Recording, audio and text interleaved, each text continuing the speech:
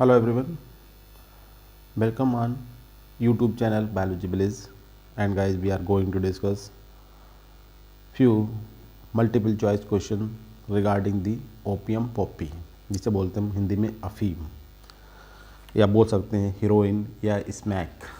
और प्लांट का नाम है guys a medicinal plant poppy Papaver somniferum that belong to the family Papaveraceae. तो गाइज एक पिक्चर देखते हैं। इससे पहले भी हमने पिक्चर आपको दिखाया अपने कुछ वीडियोस में। देखिए ये पॉपी का प्लांट्स होता है, ये इसका एक कैप्सूल है। कैप्सूल का मतलब होता है फ्रूट, ठीक है गाइज। और फ्रूट की कंडीशन है बिल्कुल वेजिटेटिव, ग्रीन कलर का फ्रूट है ये भी। और इस पर इन्होंने क्या किया है, नस्तर लगाना जिसे बोलते हैं, चीरा लगाना, लैंसिंग।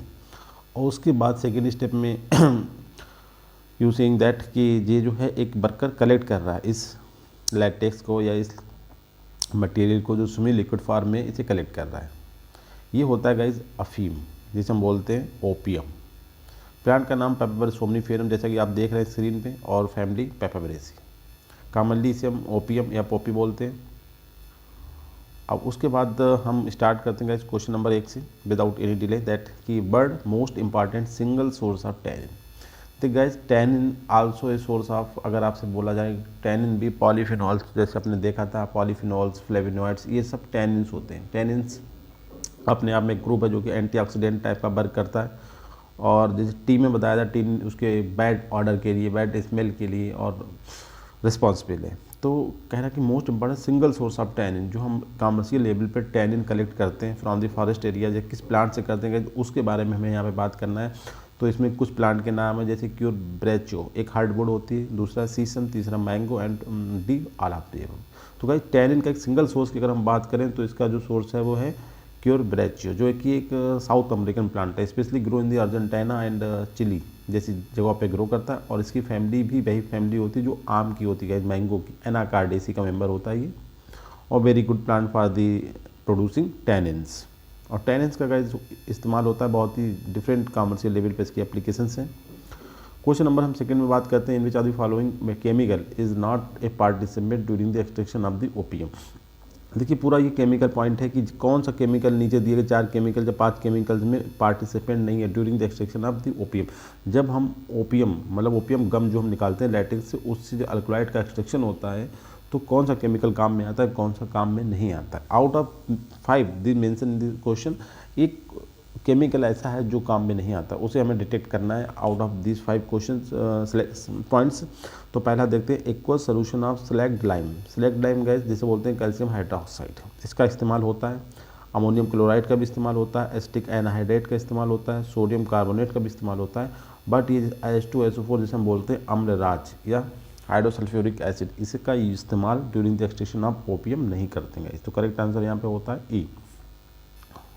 ध्यान रखना ये केमिकल गाइस कौन से इस्तेमाल होते हैं। देखिए कैल्शियम स्लैग्ड लाइम जिसे हम बोलते हैं, कैल्शियम हाइड्रोक्साइड इसका इस्तेमाल होता है, अमोनियम क्लोराइड का इस्तेमाल होता है, एसिटिक एनहाइड्राइड का इस्तेमाल होता है, सोडियम कार्बोनेट का इस्तेमाल होता है। ये 4 केमिकल आपको ध्यान रखने हैं। In which are the following chemical is use to adjust the alkalinity during the extraction of opium. जब हम ओपियम का एक्सट्रैक्शन करते हैं तो उस टाइम हमें गाइज जो बेसिसिटी होती है, जो अल्कालिनिटी होती है, उसे एडजस्ट करने के लिए केमिकल का इस्तेमाल करते हैं। वो केमिकल गाइज कौन सा, हमें ये नाम बताना है। वो केमिकल है guys ammonium chloride. Ammonium chloride का यूज होता है टू एडजस्ट दी अल्कालिनिटी या basicity during the extraction of the opium. Very important question guys, ammonium chloride का इस्तेमाल करते हैं। क्वेश्चन नंबर 4 में हम बात करेंगे एन एसेंशियल प्रिकर्सर। यानी प्रिकर्सर का मतलब जो कि जैसे सपोज कर लेते हैं हम ए से हमें सी बनाना है, तो बीच में हमें एक इंटरमीडिएट्स की ज़रूरत पड़ रही है। तो ये जो है ये प्रिकर्सर की, इसका फॉर्मेशन जो है बी से हुआ है, इसका प्रिकर्सर मतलब एजेंट। तो बात करते हैं इसमें कि an essential precursor in manufacturing of the heroin. Heroin के मैन्युफैक्चरिंग में एक एसेंशियल प्रिकर्सर कौन सा है, which is listed in table 1 of UNC United Nation conference against illicit traffic in traffic narcotic drugs and psychotropic substances, जिसे हम बोलते हैं UNCT NDPS। ठीक है।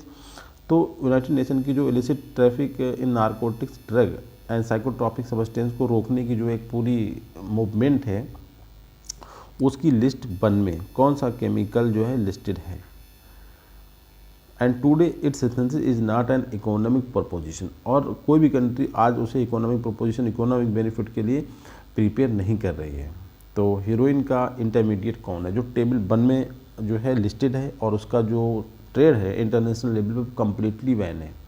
तो गाइज उसका आंसर है आपका acetic anhydride. Acetic anhydride the essential precursor of the heroin और it is listed in the table 1 of the United Nation conference against traffic in narcotic drug and psychotropic substances and today its synthesis is not a economic proposition. तो guys वो substance है acetic anhydride, option B correct. काफ़ी important question guys यहाँ पे आता है कि seeds of opium, opium की जो सीड्स होते हैं गाइज हम उन्हें क्या बोलते हैं, मतलब उनका जो इस्तेमाल होता है वो किन किन काम में हो सकता है? देखिए उनके बर्ड फोडर, जो चिड़िया वगैरह होती हैं, जो हमारे पक्षी होते हैं वो उन्हें इस्तेमाल करते हैं बर्ड फोडर में। ब्रेड्स, रोटी बनते हैं, मुफिन्स भी बनते हैं और आल आते हैं। ये गाइज हर एक काम में इस्तेमाल होता है, जितने भी इसके जो वर्क मेंशन है, मुफिन्स, ब्रेड्स, बर्ड फोडर्स, ये सभी काम में आता है। क्वेश्चन नंबर 6 में हम बात करते हैं नैलोजोन। नैलोजोन गाइज इसका एक केमिकल है। अब ये किसके एंटागोनिस्ट है, सिनर्जिस्टिक है, मतलब ओपिएट की फॉर्मेशन को बढ़ाता है प्लांट के अंदर या ओपिएट की फॉर्मेशन को रोकता है या दोनों काम करता है? तो गाइज जो ये ओपिएट का एंटागोनिस्ट है, कहने का मतलब है प्लांट के अंदर ओपिएट मतलब ओपियम जो एल्कलॉइड्स हैं उनकी सिंथेसिस की जो बायोसिंथेटिक पाथवे चल रहे हैं that responsible for the formation of the alkaloids that are derived from the opium, उनकी सिंथेसिस को ये रोक देता है, प्रिवेंट करता है। नैलोजोन मतलब ओपिएट एंटागोनिस्ट का काम करता है, ध्यान रखना, very important question. Question number 7 में हम बात करते हैं in which of the following is true about the thebaine alkaloid. Thebaine alkaloid के बारे में कौन सी बात जो है गाइज वो सही है, हमें ये बताना है कौन सी बात सही। पहला है कि ये बायोसिंथेटिक इंटरमीडिएट या precursor of the morphine, morphine का ये बायोसिंथेटिक इंटरमीडिएट, बिल्कुल सही बात है गाइज। दूसरा, it is used in synthesis of the oxycodone, oxymorphone, buprenorphine and naloxone, इनके सिंथेसिस में ये काम आता है थीवेन। दूसरा है papaver somniferum is most popular due to its flavour beautiful flower, सही बात। ये भी इंपॉर्टेंट है कि जो पोपी का प्लांट है वो अपने ब्यूटीफुल फ्लावर के कारण भी बहुत ही ज़्यादा मतलब इंपॉर्टेंट है, फेमस है। इस क्वेश्चन का यहाँ से कुछ रिलेशन नहीं था, मगर जो स्टेटमेंट है वो ठीक है, और दो स्टेटमेंट जो कि थीवेन के बारे में गाइस वो भी करेक्ट है। क्वेश्चन नंबर डी में देखते हैं ऑप्शन की total 50 alkaloids isolated from the Poppy but only 5, जो 5 कौन से गाइस ये देखना काफ़ी इंपॉर्टेंट बात है।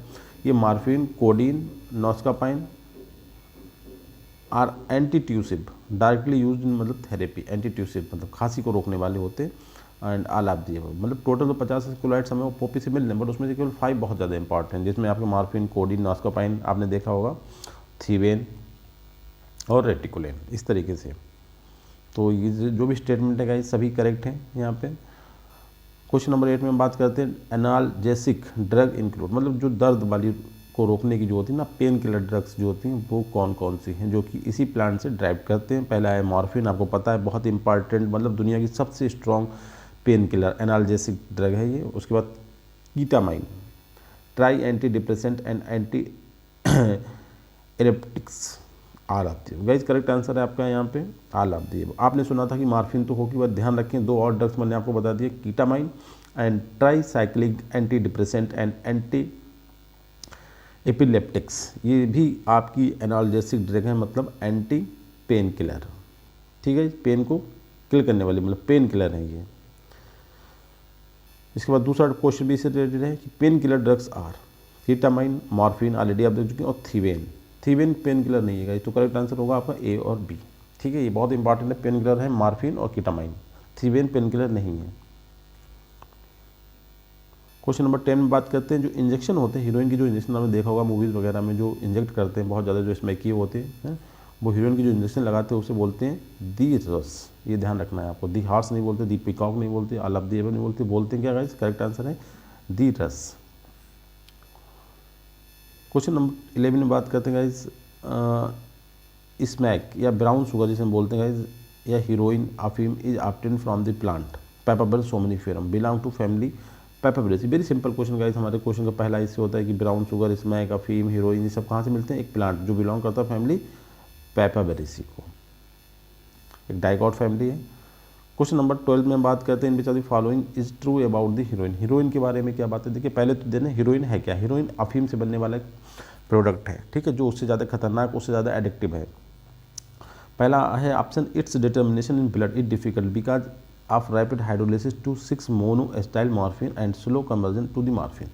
इससे अगर ब्लड में चला जाए तो इसे डिटेक्ट करना है कि भाई इस जो हमारा जो कन्विक्ट है कि इसने हीरोइन का सेवन किया है या नहीं किया, क्योंकि इसका डिटर्मिनेशन जो है ब्लड में डिफिकल्ट है, क्योंकि ये बहुत जल्दी जाके 6 मोनो एस्टाइल मॉर्फिन के अनदर कंपाउंड में कन्वर्ट हो जाता है और बाद में इसका मॉर्फिन में कन्वर्ट होना काफ़ी स्लो होता है। इसलिए इसका जो डिटेक्शन होता है भाई द क्राइम जो होते हैं लोग हमारे क्राइम ब्यूरो वाले, उनके थ्रू ये प्रूफ करना कि इस पार्टिकुलर इंडिविजुअल जो कि हमारा कन्विक्टेड है, जो कल्प्रिट है कि उसने हीरोइन का सेवन किया, ये प्रूफ करना थोड़ा सा टफ होता है, क्योंकि ये बहुत तेज़ी से जो है ब्रेक डाउन हो जाता है इन 6 मोनो एस्टाइल मॉर्फिन में हमारे ब्लड में, और फिर उसका मॉर्फिन में कन्वर्जन जो है काफ़ी डिफिकल्ट होता है। दूसरा है कि it's plasma life is about 3 minute, मतलब हमारे ब्लड के प्लाज्मा में पहुंचता है और हमारे ब्लड को स्टिमुलेट कर देता है, और इसकी केवल 3 मिनट इसकी प्लाज्मा लाइफ है, तो इसलिए ये बिल्कुल खत्म हो जाता है, दूसरे केमिकल्स में कन्वर्ट हो जाता है। कहने का मतलब ये है एज इट हीरोइन के फॉर्म में 3 मिनट तक रहता है। सी में कह रहा है कि heroin is associated with more accidental and fetal poisoning than any other scheduled substance.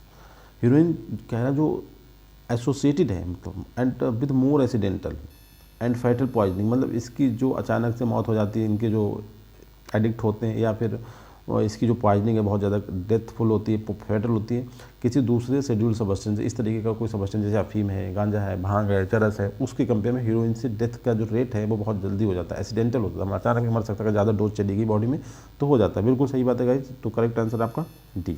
ये सभी स्टेटमेंट ठीक है इसके बारे में। क्वेश्चन है गाइज, ए होम किंगडम जो कि था हमारे इंडिया में 12वीं शताब्दी, मतलब 1128 से 1826 तक चला, काफ़ी लंबा टॉन्ग इन्होंने लिया है। ए होम किंगडम सेट इन, मतलब कहाँ पे पाया जाता था ये, मतलब कहाँ पे इनकी मतलब सल्तनत थी, कहाँ पे इनका राज्य था। Recognise for opium cultivation in Assam, Assam में ओपियम कल्टीवेशन के लिए जाना जाता था, ये किंगडम था। तो मिसमी हिल्स आपने देखा अरुणाचल प्रदेश में, हमारा क्वेश्चन आसाम इसमें दिया, तो आसाम में कौन सी हिल्स है हमें वो बताना है। यहाँ पे देखिए ब्रह्मपुत्र नदी जो है ना वो आसाम है, अरुणाचल प्रदेश, तो इसका करेक्ट आंसर है आसाम, मतलब ब्रह्मपुत्र वैली में ये किंगडम था। और मिसमी हिल्स आपकी अरुणाचल प्रदेश में, कंगरा वैली आपकी हिमाचल प्रदेश में, जो वहाँ पे टी का प्रोडक्शन होता है, स्पेशली ब्लैक टी या ग्रीन टी, देखना है आपको किस टी का। साइलेंट वैली आपकी राइट केरला में है। तो इस तरीके से जो करेक्ट आंसर है कि Ahom kingdom 1128 to 1826 set in Brahmaputra valley and recognized for the opium cultivation in the Assam. Correct answer आपका होता है बी गाइस। काफ़ी सिग्निफिकेंट क्वेश्चन है, मुगल पीरियड से रिलेटेड है कि during the Akbar period, Akbar period था 16th सेंचुरी में, ठीक है, अकबर हमारे देश में जो था राजा थे 16th सेंचुरी में। India was significant in the opium production specially in the countries part, मतलब ये बताता है कि अकबर के पीरियड में इंडिया का बड़ा नाम था ओपियम प्रोडक्शन में, बट ओपियम का ये प्रोडक्शन जो इंडिया के किस पार्ट में हो रहा था, नॉर्थ में, वेस्टर्न में, ईस्टर्न में, सदर्न में गाइस, तो ये हो रहा था नॉर्थ इंडिया में। Opium very important production crop थी during the time of Akbar. अब हम बात करते हैं क्वेश्चन नंबर 15 में कि a monopoly all production of opium for the state and all sale was done through the state, मतलब दो बातें, बड़ी अच्छी बात है सर। मोनोपोली का मतलब होता है कि गवर्नमेंट पूरी तरीके से इसकी खेती कराती थी और जितना प्रोडक्शन होता है उसमें परचेज भी गवर्नमेंट करती थी, मतलब कोई भी फार्मर अपनी चॉइस से ओपियम को ग्रो नहीं करता था। इसका मतलब एक मोनोपोली थी, ठीक है। ये मोनोपोली कब तक थी, मतलब किस टाइम में थी, जब ईस्ट इंडिया कंपनी यहाँ पे थी, मुगल पीरियड में थी, या डच में थी, या फ्रेंच लोग जब इंडिया में थे गाइस तब थी। तो अभी भी ऐसा ही है, मोनोपोली चलती थी, मगर अब जो है थोड़ा इलीगल वे से फार्मर्स इसे कल्टीवेट कर लेते हैं, बट ऐसा नहीं था। ईस्ट इंडिया कंपनी में एक मोनोपोली थे, गवर्नमेंट का एकदम फरमान जारी होता था कि कोई भी फार्मर इसे ग्रो नहीं कर सकता था, जितना भी प्रोडक्शन होता था वो केवल स्टेट के लिए, मतलब कंट्री के लिए होता था, कंट्री उसे परचेज करती थी और किसान को उसका पैसा मिल जाता था, ठीक है। कोई किसान अपनी मर्जी से, अपनी मन माफिक टाइम से कि ज़्यादा एरिया में इसका ग्रो नहीं कर पाता था, और ना ही अपनी मर्जी से वो उसे थोड़ा सा चोरी करके सेल कर सकता था अलग से इन ग्रे मार्केट में, ऐसा नहीं था। तो बिल्कुल मोनोपोली थी, all production for the state and state जो था उसे परचेज करता था।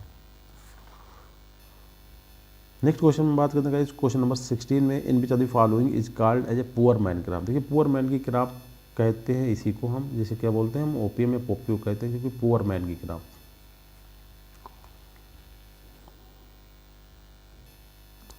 अब बात करते हैं क्वेश्चन नंबर 17 में, केमिस्ट्री है ओपीएम की, इसमें इसके कुछ केमिकल पॉइंट है, मेल्टिंग पॉइंट कितना है, बीपी पॉइंट कितना है, मोलर मास कितना है, मोलर फार्मूला क्या है। देखिए इसमें सभी कुछ सही है। ओपीएम का जो मेल्टिंग पॉइंट होता है वो 255 डिग्री सेंटीग्रेड होता है, और उसका बॉइलिंग पॉइंट जो होता है वो थोड़ा सा डिस्टर्ब है गाइस, ये 234 सेंटीग्रेड लिखा है, मगर 234 ना होकर 254 होता है, ध्यान रखना है आपको थोड़ा सा। ये स्टेटमेंट जो है इसमें लिखा है कि नॉट कंसर्न विद ओपीएम, तो ओपीएम से कंसर्न कौन सा नहीं है, 234 जो इसका बॉइलिंग पॉइंट बता रहा है ये बात सही नहीं, क्योंकि इसका 254 होता है, 254 डिग्री सेंटीग्रेड होता है। मोलर मास जो ओपीएम का होता है वो इतना ही होता है 285.34 ग्राम पर मोल, और मालिकुलर फार्मूला जो होता है वो भी इसका C17H19NO3 ही इसका मालिकुलर फार्मूला होता है। मतलब ये हाइड्रोकार्बन के साथ CH वाला O और नाइट्रोजन होता है इसमें, ठीक है। अल्कोलाइड्स में मतलब नाइट्रोजन, अल्कोलाइड्स है तो नाइट्रोजन होना जरूर है, और इसका बॉइलिंग पॉइंट आपको 255 है, और सॉरी बॉइलिंग पॉइंट इसका 254 है, और मेल्टिंग पॉइंट 255 है, ठीक है। और मोलर मास इसका 285 मतलब 285.34 ग्राम पर मोल होता है। तो करेक्ट आंसर की जो गलत statement not concern to the opium वो आपका बॉइलिंग पॉइंट की 234 जो बॉइलिंग पॉइंट बता रहा है ये बात सही नहीं है। सही बात है कि इसका बॉइलिंग पॉइंट 254 डिग्री सेंटीग्रेड होता है। अब हम बात करते हैं नेक्स्ट क्वेश्चन में 18 में कि in which of the following is it true about opium. Opium के बारे में क्या बात ठीक है ये बताना है हमें, सही क्या है गलत क्या है। ओपीएम को अरब ट्रेडर्स ने इंडिया में इंट्रोड्यूस करा था। मतलब ओपीएम की खेती को करना हमारे लिए अरब ट्रेड, जो अरब के सौदागर आते थे, मतलब जो उनके मर्चेंट हुआ करते थे, वो लाए ओपीएम को। Opium was mostly grown in western India, Malwa during the East India company and sold at half price. मतलब ईस्ट इंडिया कंपनी के टाइम में मालवा जो मतलब ये रीजन है मध्य प्रदेश वाला, जो western India, Madhya Pradesh central India मतलब उसके आगे चले जाएँ, और जो वेस्टर्न इंडिया थी उसमें इसका कल्टीवेशन होता था। ड्यूरिंग भारत में जब अंग्रेज लोग थे ईस्ट इंडिया कंपनी, और वो आधे प्राइस पे मतलब उसे सोल्ड करते थे, मतलब फार्मर से आधे प्राइस पे जो चलता था मार्केट उससे आधे प्राइस पे फार्मर्स का देते थे। सिंधिया एंड होलकर फैमिली बात most influencing for opium production. और उस टाइम इंग्लिश पीरियड में जो सिंधिया फैमिली आपने सुना होगा, जो माधवराव सिंधिया, इस तरह की होलकर फैमिली भी बहुत फेमस है इंडिया में। ये फैमिली जो थी मोस्ट इन्फ्लुएंसिंग थी for the production of opium. इसके बाद diamorphine behave as antagonist at group of receptor normally acted upon endogenous peptide known as endorphins. ये बात भी गई सही है। देखिए ये वाला स्टेटमेंट सही कि अरब लोग लाएं। ओपीएम मालवा में होता था ईस्ट इंडिया कंपनी मतलब वेस्टर्न इंडिया में, और सिंधिया होलकर फैमिली काफ़ी मतलब रसूखदार जिसने बोलना चाहिए थे ड्यूरिंग दी ओपीएम प्रोडक्शन। और डाइमॉर्फिन जो होता है वो एक एंटागोनिस्ट की तरह वर्क करता है, जो कि एक पूरे ग्रुप ऑफ रिसेप्टर पर काम करता है, मतलब एक रिसेप्टर नहीं बल्कि ग्रुप ऑफ रिसेप्टर पर काम करता है। And acted upon the endogenous peptide known as endorphins.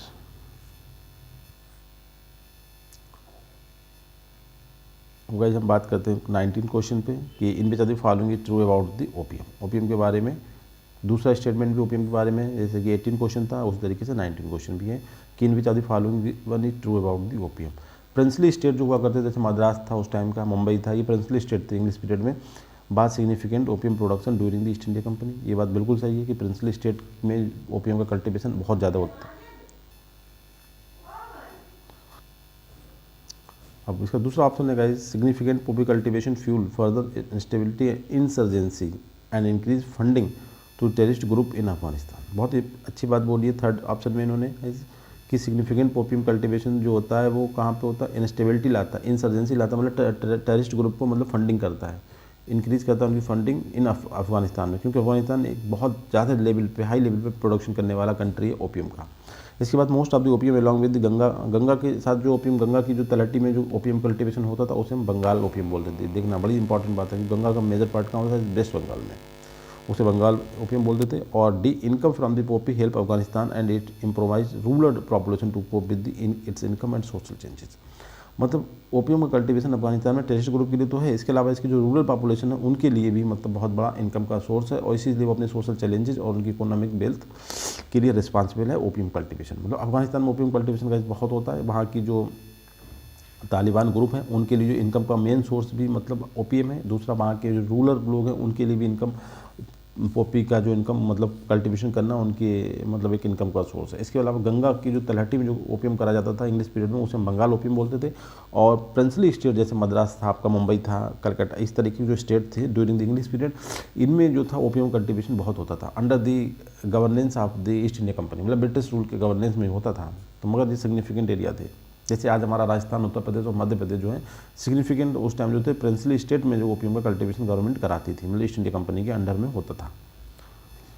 Question number 20 में बात करते हैं morphine used as pain killer या pain reliever in post operative pain management, मतलब ऑपरेशन के बाद दी जाती है, तब पेन को रिमूव करने में, जो ऑपरेशन करने के बाद जो मतलब दर्द होता है उसमें ये मतलब अच्छा काम करती है। इसके अलावा palliative care for terminal cancer patient, जो बहुत ज़्यादा मतलब अनटॉलरेबल जो पेन होता है कैंसर पेशेंट को अपने पीक टाइम पे, उसके लिए भी मॉर्फिन का यूज़ करा जाता है guys as a pain killer.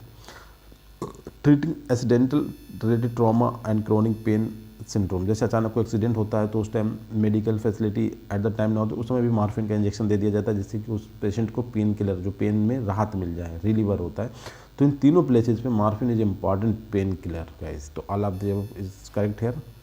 And last question of this series that 21 question. अब इसके बाद ये सीरीज कंप्लीट हो जाएगी। 21 क्वेश्चन बहुत ही सिग्निफिकेंट दैट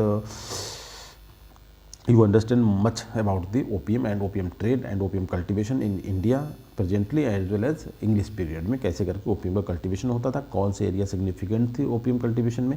अब लास्ट क्वेश्चन में देखते हैं guys, in which are following is true about the trade of opium. Opium के जो बाजार है, मार्केटिंग के बारे में, ट्रेड के बारे में कौन सा स्टेटमेंट ठीक है।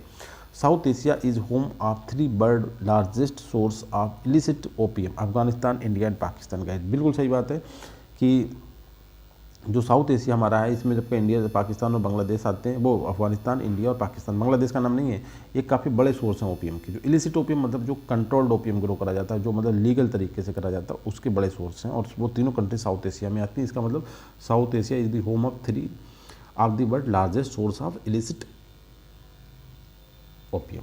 दूसरे में कह रहा है India was largest opium exporter for the country. India दुनिया में सबसे बड़ा एक्सपोर्टर है ओपियम का, बिल्कुल सही बात है। थर्ड में बोला the idea of exporting opium to China start with Baron Hasting. जैसे बैरन हेस्टिंग यहाँ का इंडिया का पहला वाइसराय था, मतलब गवर्नर जनरल था वाइसराय से, ठीक है, ब्रिटिश 1780 में, ठीक है, पहला मतलब गवर्नर जनरल था बैरन हेस्टिंग। तो उस टाइम से इंडिया जो था अपना ओपियम चाइना को मतलब बेच रहा था, मतलब ये है इसका मतलब एक्सपोर्ट कर रहा था। उसी टाइम से इंडिया इस लायक था कि वो अपना ओपियम चाइना में एक्सपोर्ट करता था during the time of Baron Hasting, जो कि इंडिया का फर्स्ट गवर्नर जनरल था ब्रिटिश इंडिया में ड्यूरिंग द टाइम ऑफ 1780, मतलब 18th सेंचुरी में। इसके बाद कहता है कि Afghanistan is biggest opium producer in the world. ये बात बिल्कुल सही है, अफगानिस्तान दुनिया में सबसे बड़ा मतलब ओपियम का प्रोड्यूसर से। सभी स्टेटमेंट का सही है कि बैरन हेस्टिंग के टाइम में India export their opium to the China, और India is largest opium exporter to four country, और Afghanistan is biggest opium producer. देखिए अफगानिस्तान बिगेस्ट ओपियम है प्रोड्यूसर, मगर एक्सपोर्टर नहीं है, क्योंकि वो अपने इस्तेमाल ही खुद कर लेते हैं, बाकी इलीगल तरीके से उन्हें मतलब वो सेल करते हैं ग्रे मार्केट में। मगर इंडिया जो है वो अपना लीगली सबसे मतलब कल्टीवेट करता है और सबसे बड़ा लीगल एक्सपोर्टर है दुनिया में ओपियम का। ये बिल्कुल स्टेटमेंट ठीक है। तो इस तरीके से all of the above is e statement is correct.